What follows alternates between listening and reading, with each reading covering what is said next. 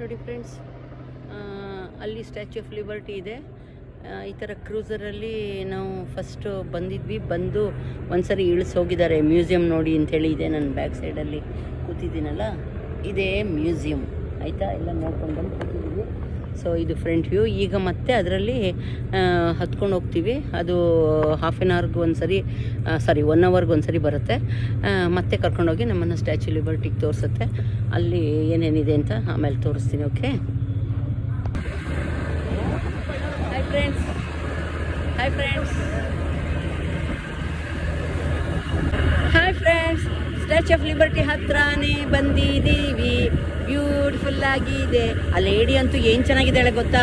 ನಿನ್ನೆ ಇದ್ರ ಹಾಲಲ್ಲಿ ನೋಡಿದ್ವಲ್ಲ, ಫುಲ್ ವೈಟಲ್ಲಿದ್ಲು. ವೆರಿ ಬ್ಯೂಟಿಫುಲ್ ಆಗಿ ಕಾಣ್ತಾ ಇದ್ಲು.